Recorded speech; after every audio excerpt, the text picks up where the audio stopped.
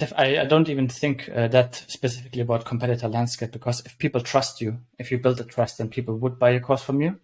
But if not, it takes a ton of work or a lot of years to actually build trust, and just the moment to actually ruin that trust. So you really have to be super careful in the YouTube space, or like influencer space, whatever you want to call it. But yeah, Udemy, I don't know. It's a bit weird if they take a 70%, 80% cut of your income, then the profit is like what, $2-3 for a course. What do you want to buy from that?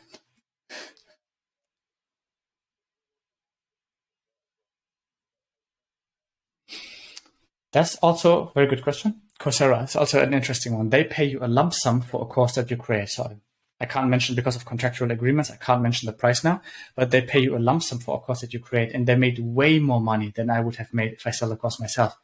Problem being, though, is I used Coursera as a leverage. That means I built my trust via Coursera. They pay me, I do the course. They earned way more from me than I could have earned if I sold it myself. But on the other hand, that brings us to the point of leverage.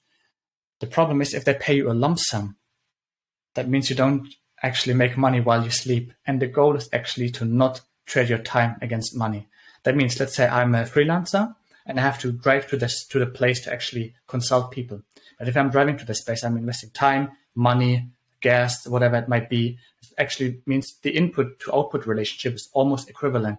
So what I'm trying to achieve, or what the goal should be for everyone, not only engineers, is actually I'm putting in minimal input, I get maximum leverage and have a lot of output. That could be, for example, a YouTube video that goes viral.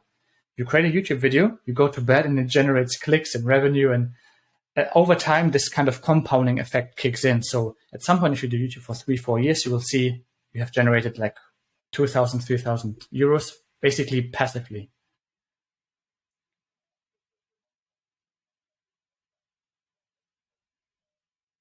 Basically, they don't pay for the amount of people that sign up for the course, but basically say, you do this course, we give you X amount of euros.